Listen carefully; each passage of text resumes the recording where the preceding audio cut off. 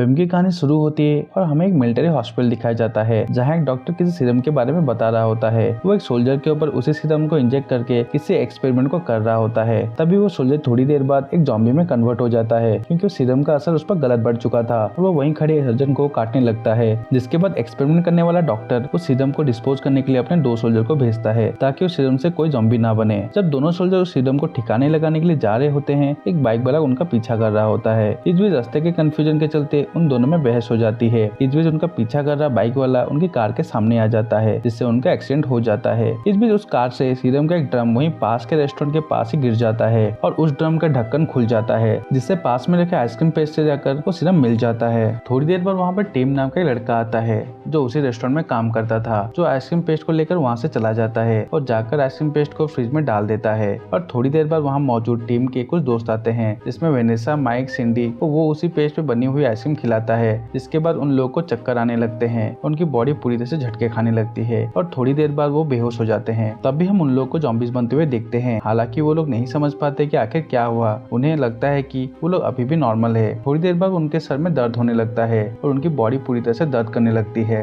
थोड़ी देर बाद Vanessa ambulance को कॉल करती है, लेकिन वो नोटिस करते हैं कि जो कॉल उठाता है उसकी आवाज तेजी से आ रही होती है। वो उसी बातों को समझ नहीं पाते। इसके बाद सिंडी उस टेलीफोन को तोड़ देती है। इसके बाद सिंडी को तेज दर्द होने लगता है। टीम सिंडी को पसंद करता था। वो उसे अपनी कार से हॉस्पिटल लेने के लिए जाने लगता है। इसी दौरान टीम के कार के हैंडल को जैसे वो छूता है, वो हैंडल उसके हाथ में आ जाता है और उन लोगों को समझ नहीं आता कि आखिर क्या हो रहा है। और तभी वहाँ पर सिंडी अपनी बिल्ली को लेकर आती है जिसे वो अपने साथ लेकर जाना चाहती है। जैसे वो उसके ऊपर हाथ फेरती है तो उस बिल्ली की पूरी बॉडी उधड़ जाती है और उसकी वहीं पर मौत हो जाती है। दरअसल वो लोग ज़ॉम्बी बन चुके थे और उनके अंदर ज़ॉम्बी वाली पावर भी आ चुकी थी और इसी कारण बिल्ली भी मारी गई। इसके बाद वो लोग पैदल ही हॉस्पिटल के लिए आगे बढ़ते हैं। रास्ते में कुछ लोग उन्हें देखकर डर जाते हैं क्योंकि वो चारों उनको एक ज़ॉम्बी की तरह दिख रहे होते हैं, लेकिन ये बात उन चारों को नहीं पता थी क्योंकि उनको लगता था कि वो लोग नॉर्मल इंसान थे। इसके बाद वो लोग बात करते हैं कि शायद उनके ऊपर किसी ड्रग का असर हो चुका है, इस कारण लोग उन्हें देखकर भाग रहे हैं। तभी वहाँ पर निक नाम का एक आदमी आता है जो दरअसल एक आर्मी सोल्जर था। वो उन्हें बताता है कि उनके ऊपर किसी ड्रग का असर नहीं हुआ, वो लोग सीरम के चलते एक ज़ॉम्बी बन चुके हैं। वो लोग निक से इसके बारे में और भी जानना चाहते थे, लेकिन निक उनसे अपना मोबाइल फोन मांगता है, लेकिन वो चारों अपना मोबाइल फोन उसी रेस्टोरेंट में भूल आए थे। माइक बताता है कि थोड़ी दूर बाद वहाँ पे एक टेलीफोन बूथ मिलेगा। इसके बाद वो चारों लोग आगे बढ़ते हैं जहाँ एक रेस्टोरेंट के बाहर उन्हें एक आदमी नजर आता है जिसने बहुत ज्यादा शराब पी थी। वो आदमी उन चारों को देखकर बिल्कुल भी रिएक्ट नहीं करता है क्योंकि उसे लगता है कि उसने ज्यादा ही शराब पी ली है।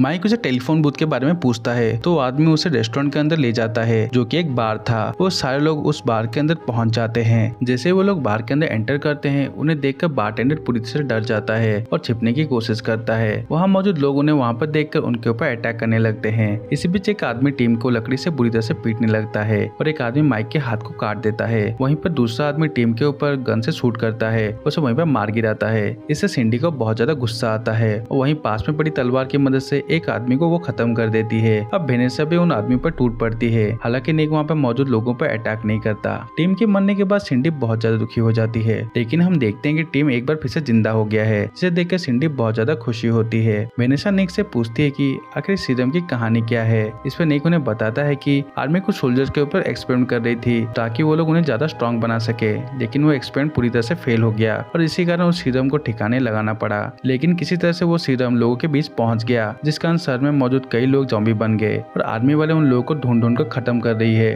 हालांकि निक उन्हें बताता है कि हम लोग उन ज़ॉम्बी से अलग हैं, लेकिन हमें साथ रहकर इस सिचुएशन को फेस करना होगा। इसके बाद हम माइक के उसी हाथ को देखते हैं जिसे एक आदमी ने काट दिया था, जिसके अंदर मूवमेंट हो रही थी, और माइक वो हाथ को फिर से जोड़ लेता है। दूसरी तरफ हम शहर का सीन दिखाया जाता है जहाँ लोग ज़ॉम्बीज बनते जा रहे थे, जिन्हें आर्मी बड़ी बेरहमी से मार रही थी। इसी दौरान वो लोग वहीं पर मौजूद होते हैं जो आर्मी वालों को देखकर वहीं पर छिप जाते हैं। वहीं हम उसी डॉक्टर को देख पाते हैं जिसने उस सोल्जर पर एक्सपेरिमेंट किया था। निक समझ जाता है कि इस सीरम के इन्फेक्शन से ठीक होने का बस एक ही ऑप्शन है और वो है वो डॉक्टर। वही है इन्हें फिर से नॉर्मल करने के लिए कुछ कर सकता है। वो लोग उस डॉक्टर का पीछा करते हुए एक रेस्टोरेंट में पहुंच जाते हैं और पीछे वाले रास्ते से रेस्टोरेंट के अंदर जाने लगते हैं जहाँ किचन में काम करे कुछ लोग उन्हें देखकर डर जाते हैं, जिन्हें वे सारे लोग मिलकर वहीं पर खत्म कर देते हैं। इसके बाद निक अकेले ही उस डॉक्टर से मिलने के लिए वेटर का वेश बनाकर अंदर जाता है और डॉक्टर के टेबल के पास जाके खाना सर्व करने लगता है। इस बीच में उन्हें वहाँ पे आर्मी कर्नल नजर आता है जिसकी प्लेट में निक की स्किन गिर जाती है। इसके बाद वहाँ मौजूद सारे लोग निक को देखकर डर के भागने लगते हैं। निक भी वहाँ से अपनी जान बचाकर भागकर उन लोग के पास आता है, उन्हें वहाँ से भागने के लिए कहता है। भागकर वो लोग एक जगह पहुँचते हैं जहाँ पर सिंडी अपने पेरेंट्स को याद करके करके रो रही होती है। वो उनसे मिलना चाहती है, लेकिन निक उससे बताता है कि हमें इंसानों के बीच में नहीं जाना चाहिए क्योंकि हमारी जान को खतरा हो सकता है, वो हमें खत्म कर सकते हैं। लेकिन वेनेसा को ऐसा नहीं लगता। वो अपने बॉस से मिलने के लिए जाने का मन बना लेती है और टिम सिंडी की ऐसी हालत देखकर उसे अपने पेरेंट्स के पास ले जाने के लिए जाता है। वेनेसा माइक के साथ अपने बॉस के घर के लिए जाती है।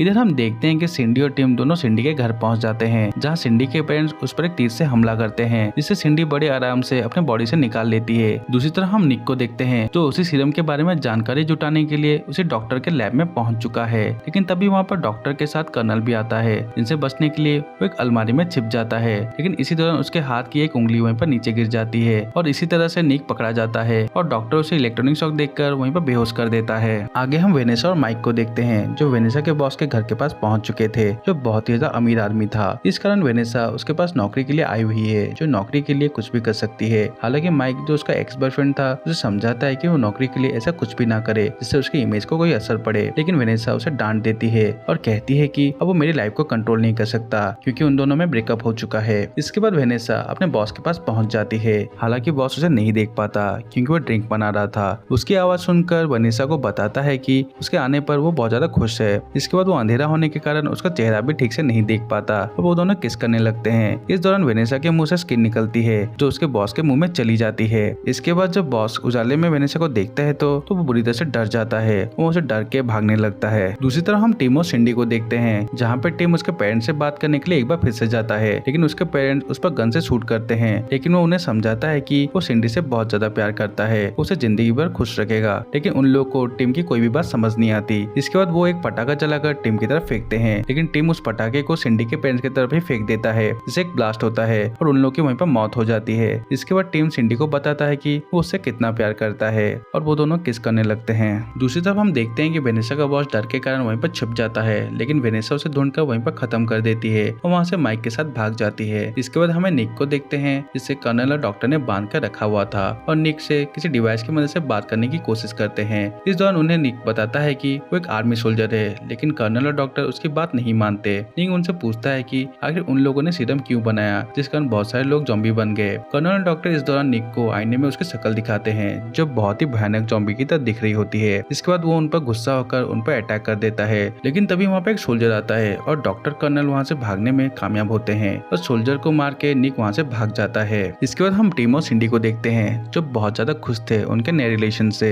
वहीं वेनेसा और माइक भी वापस लौट चुके थे, तो टिम और सिंडी को एक साथ देखकर बहुत ज्यादा खुश थे। टिम उन लोगों को बताता है कि उन्हें इस तरह से खुले में नहीं घूमना चाहिए, नहीं तो लोग उन पर अटैक कर देंगे। उन लोगों को वहीं पर एक गेम पार्लर नजर आता है, जिसके अंदर से एक आदमी दिखता है जो बहुत नशे में था, जो उन्हें देखकर वापस गेम पार्लर में घुस जाता है और वो लोग वहीं पर बाहर पड़े बियर के बड़े से कैन को लेकर अंदर पहुंच जाते हैं। उस पार्लर के अंदर बहुत सारे लोग मौजूद होते हैं जो पूरी तरह से नशे में थे। तभी वहाँ पर सिंडी की पहचान का एक लड़का उसके पास आता है, जो नशे की हालत में होने के कारण उसे पहचान नहीं पाता। वो सिंडी के साथ फ्लर्ट करने की कोशिश करता है, लेकिन टीम उससे सिंडी से दूर रहने का बोलता है। हालांकि वो लड़का टीम से वो धमकाने लगता है। तभी वहाँ पर माइक बीच में आता है, उन्हें बताता है कि इस बात का फैसला करने के लिए हमें गेम खेलना होगा, जो जीता सिंडी उसकी होगी। इसके बाद वो सभी लोग गेम खेलने लगते हैं। जीतने के लिए माइक को आखिरी शॉट मिलता है और वो अपना शॉट लेता है, लेकिन हम देखते हैं कि उसका टूटा हुआ हाथ उस बॉल के साथ चला जाता है और एक भी ऑब्जेक्ट नहीं गिरा पाता, लेकिन उसका हाथ उस ऑब्जेक्ट को गिरा देता है, जिससे वो लोग जीत जाते हैं। आगे हम देखते हैं कि उन लोगों का जब नशा कम होता है तो वो देख पाते हैं कि किस तरह से टीम और माइक जीतने के बाद नाच रहे थे। उन्हें देखकर कई लोग वहाँ से भाग जाते हैं, लेकिन कुछ लोग उनके ऊपर अटैक कर देते हैं। इस दौरान टीम सिंडी के साथ फ्लर्ट करने वाले लड़के का हाथ उखाड़ देता है, लेकिन एक आदमी इस दौरान माइक की गर्दन को तोड़ देता है, जो उसके शरीर से अलग होकर गिर जाती है। आगे हम देखते हैं कि सिंडी और टीम दोनों किस करने लगते हैं। उन्हें ऐसा करता हुआ देख वहाँ मौजूद लोग डरने लगते हैं। तभी वहाँ पर निक आ जाता है, जो उन लोगों को बताता है कि अब वो लोग किसी भी तरह से ठीक नहीं हो सकते, क्योंकि सीरम द्वारा वो लोग जॉम्बी बने हैं और इसका कोई भी इलाज नहीं और उन्हें जल्दी आदमी ढूंढकर खत्म कर देगी। इससे सारे लोग बहुत ज्यादा निराश हो जाते हैं। तब भी वो लोग देखते हैं कि जो लोग उनसे लड़ रहे थे वो लोग उसी आइसक्रीम को खाने लगते हैं। माइक उन्हें ऐसा करने से रोकता है। वो बताता है कि वो इस आइसक्रीम को खा के ही जॉम्बी बने थे, लेकिन वो लोग उनकी कोई भी बात नहीं सुनते और आइसक्रीम खाने लगते हैं और वो लोग जॉम्बी बन जाते हैं। माइक उन्हें समझाता है कि अगर वो लोग जॉम्बी बन गए हैं उन्हें आर्मी सोल्जर आके मार देगी। इस कारण उन्हें अपने साथ टीम में शामिल होने के लिए कहता है, लेकिन वो लोग उन्हें वहाँ पे बिना कुछ कहे वहाँ से चले जाते हैं। इसके थोड़ी देर बाद वहाँ पे पुलिस वाले आ जाते हैं, जो उन लोग को देखकर उन पे फायरिंग करने लगते हैं और वहीं पे कई जॉम्बीज को खत्म कर देते हैं, लेकिन उन लोग की तादाद बहुत ज्यादा होती है और जॉम्बीज बन चुके लोग अब दोनों पुलिस वाले को वहीं पर खत्म कर देते हैं। हैं। अब बचे हुए सारे ज़ॉम्बी माइक और टीम के पास पहुंचते हैं, जहां पे उनकी टीम में शामिल होने के लिए कहते हैं। माइक उन्हें बताता है कि जब तक हम लोग साथ रहेंगे तब तक हम लोग सेफ रहेंगे। वेनेसा माइक के सर को रखने के लिए एक बैग लाती है जिसमें 2 छेद थे, जिसकी मदद से माइक बाहर देख सकता था।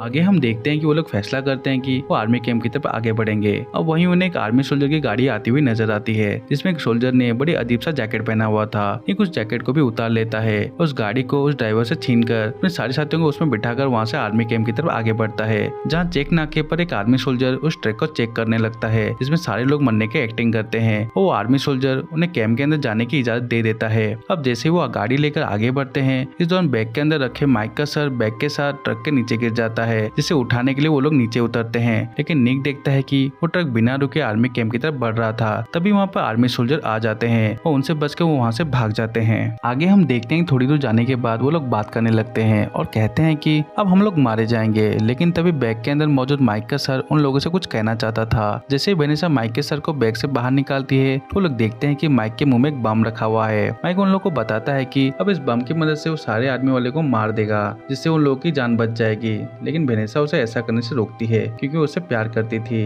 लेकिन माइक के बार बार कहने पर वो सारे लोग मान जाते हैं। तभी वहाँ पर आर्मी वाले आ जाते हैं, जिस कारण बाकी के लोग वहाँ से चले जाते हैं। जिससे आर्मी सोल्जर माइक के सर के पास पहुँचते हैं तो बम को ब्लास्ट कर देता है, जिससे कि माइक और सोल्जर वहीं पे मारे जाते हैं। इसके बाद वो अपने साथियों के पास वापस आते हैं और सभी को बताते हैं कि माइक हमारे बीच नहीं रहा, उसने अपनी जिंदगी हमारे लिए सेक्रीफाइस कर दी। इस कारण वो आर्मी वालों से माइक की मौत का बदला लेना चाहते हैं और सारे लोग 2 ग्रुप में टीम में बंटकर कैंप में अंदर घुसेंगे, जिसके अंदर आर्मी वाले और कुछ डॉक्टर भी मौजूद हैं, जिन्होंने उस सीरम को बनाया था। एक उन लोगों को बताता है कि वो उन आर्मी वालों को डिस्ट्रैक्ट करेगा, जिससे कि तुम लोग उस कैंप में घुस जाओगे और सारे लोगों को मार डालोगे। अब सारे लोग एक दूसरे को गले मिलते हैं क्योंकि उनको लगता है कि अब वो लोग मरे जाएंगे। निक आर्मी कैंप में घुसता है और सोल्जर के सामने डांस करने लगता है। इस दौरान कई सोल्जर्स उसे गोलियां मारते हैं, लेकिन उसकी मौत नहीं होती। तभी डॉक्टर उसे बताता है कि उसके सर पर वार करे, लेकिन कर्नल उसे ऐसा करने से रोकता है क्योंकि उसे जिंदा रखना चाहता था ताकि वो उस पर एक्सपेरिमेंट कर सके। लेकिन वो आर्मी वाले उसकी बात नहीं सुनते और निक के ऊपर वो गोलियां चलाने लगते हैं, जिससे कारण निक की वहीं पर मौत हो जाती है। और मौका देखकर अब सारे ज़ॉम्बीज उन आर्मी वालों पर अटैक कर देते हैं, जिससे सारे सोल्जर्स को वो खत्म कर देते हैं। आगे हम देखते हैं कुछ ज़ॉम्बीज को